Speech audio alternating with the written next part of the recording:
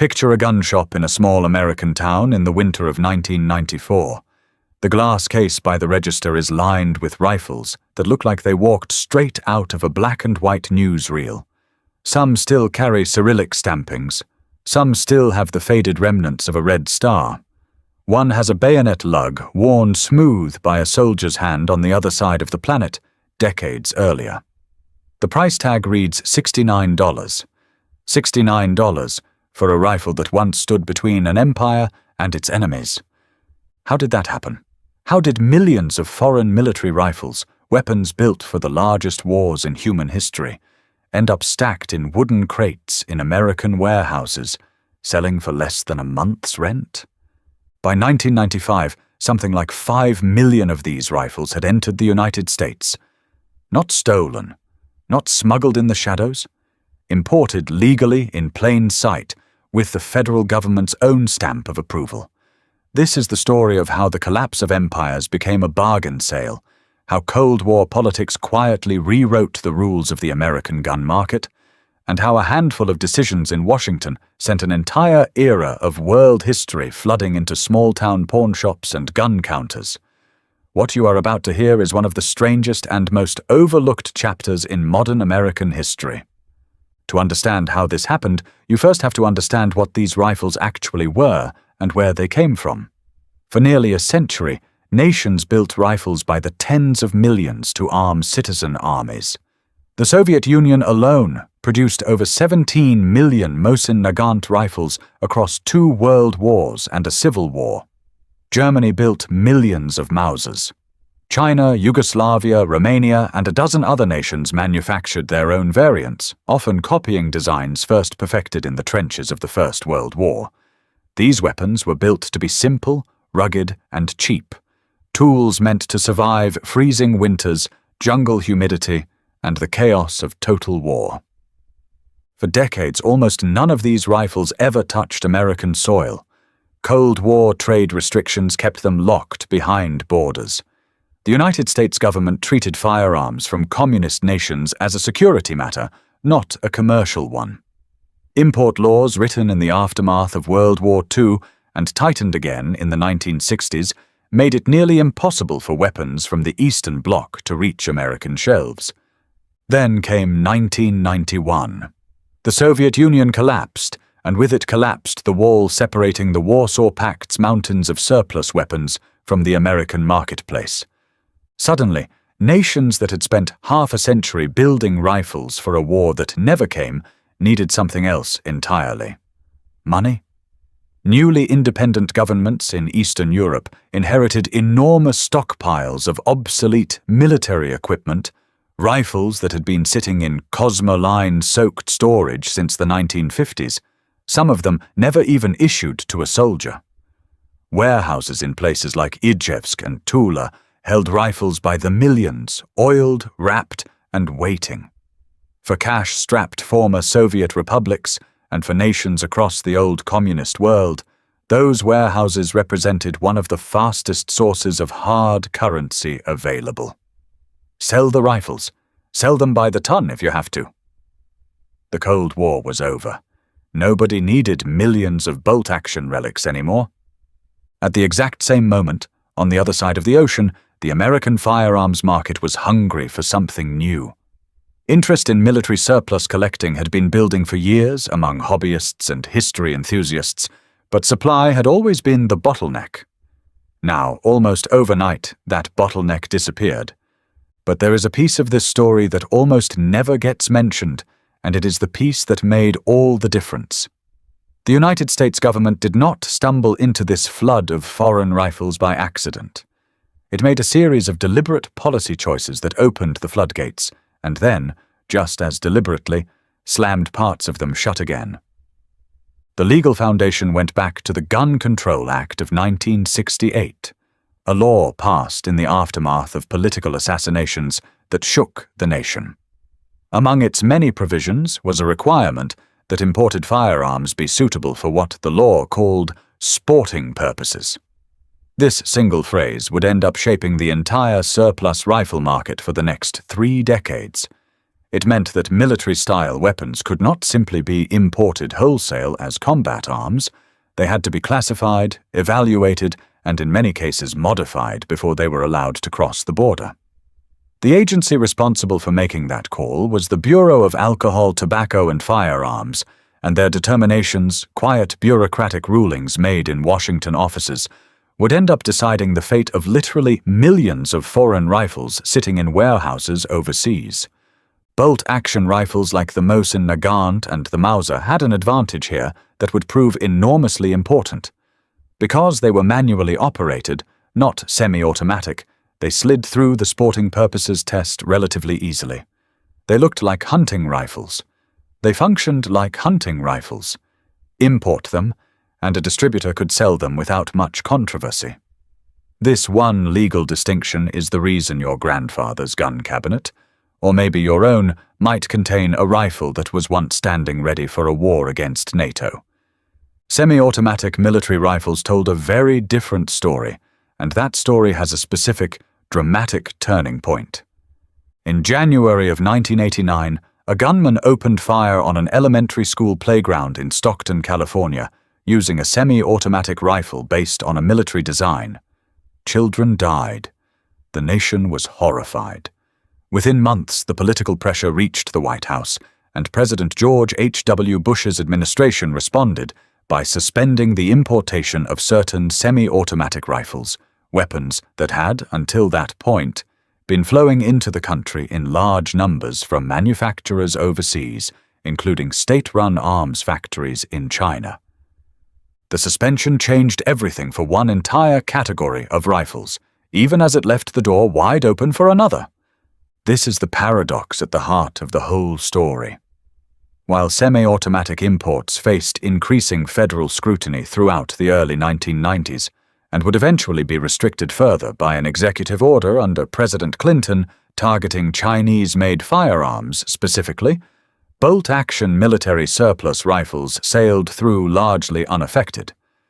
Import companies noticed, distributors noticed, and an entire industry reorganized itself around that legal gap.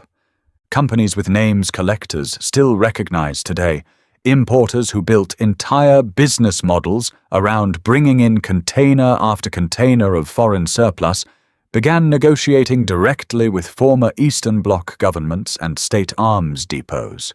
Some of these deals moved unbelievable quantities of steel and wood across the ocean.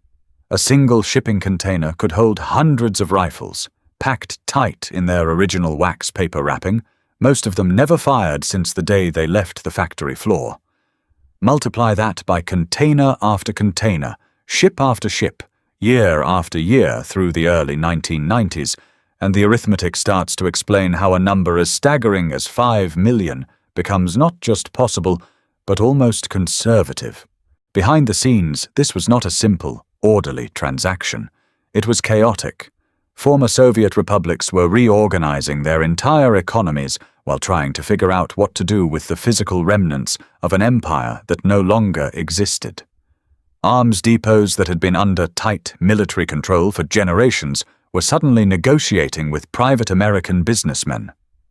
Paperwork moved slowly, and prices fluctuated wildly depending on who controlled a given warehouse in a given month.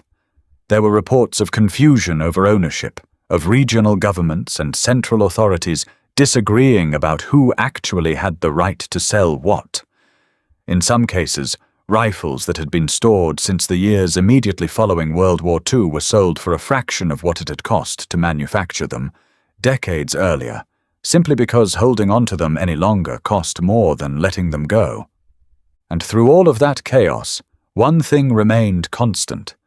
American demand kept climbing. Gun shops that had never carried a foreign military rifle in their history suddenly had crates of them. Mail-order catalogs, the same kind that had once sold trench knives and canteens to collectors, added page after page of surplus rifles, prices low enough that a working American could buy a piece of world history for less than a month's grocery bill. Gun shows became flooded with tables of these rifles, stacked like cordwood, still bearing their original unit markings, sometimes even the scrawled names of the soldiers who had carried them. For collectors, this was extraordinary. Rifles that had fought on the Eastern Front, weapons that had been issued to soldiers defending Stalingrad or advancing on Berlin, weapons carried by Chinese troops or Warsaw Pact conscripts standing ready for a war that never came, were suddenly affordable to ordinary Americans. A piece of the 20th century's most consequential conflict, sitting in a closet in Ohio for $60. But not everyone saw it as a triumph. Law enforcement agencies and some lawmakers raised concerns almost immediately.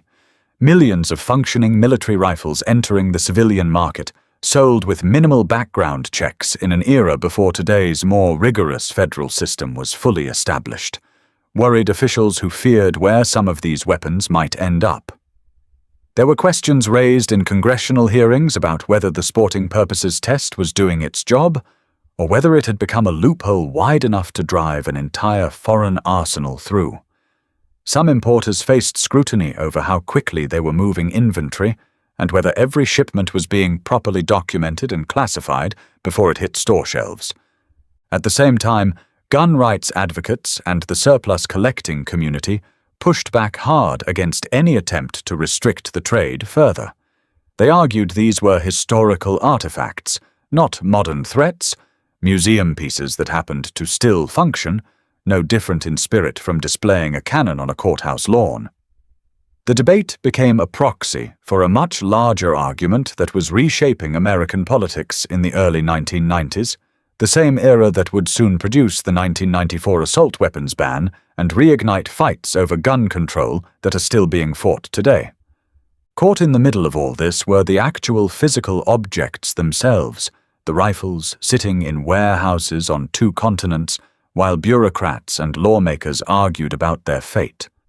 And the sheer scale of what was moving through the system during these years is almost hard to comprehend.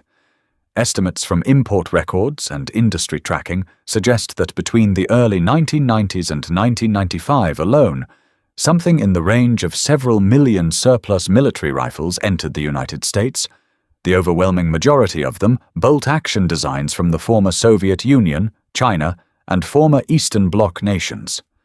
5 million rifles, arriving in a country that had spent nearly 50 years treating those same weapons as symbols of an enemy empire. Some of the stories from this era read almost like fiction.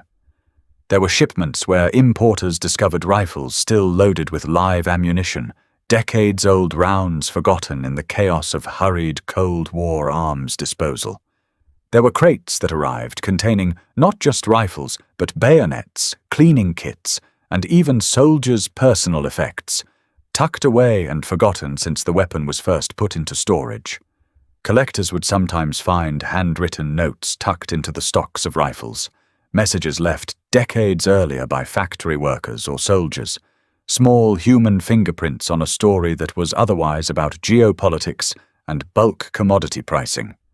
There were also darker undercurrents. Questions persisted about whether some shipments, particularly from certain state arms industries, were being used to generate hard currency for regimes under increasing international scrutiny. Every rifle sold was, in a very real sense, a small transaction in a much larger and more uncomfortable story about how nations finance themselves in moments of crisis. By the mid-1990s, the character of the market had begun to shift again. Import volumes that had seemed almost limitless in the early part of the decade started to taper as the initial flood of readily available Cold War stockpiles thinned out. New regulations, tightened licensing requirements, and increased scrutiny of specific countries of origin gradually reshaped what could come in and how. The golden age of nearly unlimited surplus imports, the era that had defined the gun shop counter of the early 1990s, was already, quietly, beginning to close. What remained was the legacy.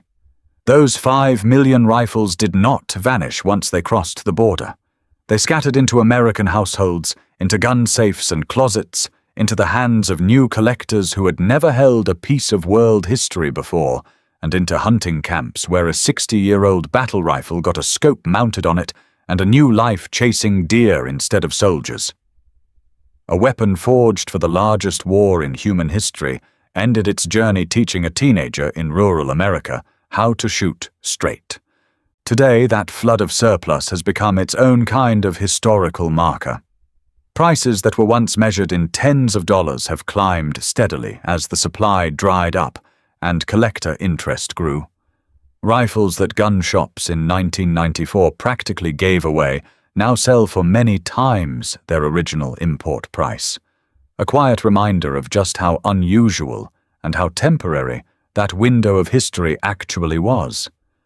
Museums and private collections alike now hold examples of these rifles as artifacts not just of the wars they were built for, but of the strange economic and political moment that brought them to America in the first place. And that is really the heart of this story. Not just a tale about firearms policy, or import law, or Cold War economics, but a story about how the collapse of one of history's great superpowers left physical traces scattered across an entire nation, one gun shop counter at a time. Every one of those 5 million rifles carries 2 stories inside it.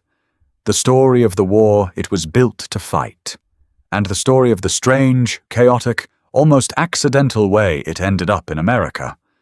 Somewhere out there right now, in a closet or a gun safe or hanging above a fireplace, one of those 5 million rifles is still sitting quietly, decades removed from the empire that built it, waiting for someone to wonder how it got there. If this story surprised you, you are only scratching the surface of how much hidden history is still sitting in plain sight in gun shops, attics, and storage units across America. Make sure you subscribe, because the next untold story is coming, and it might just change the way you look at the ordinary objects around you forever.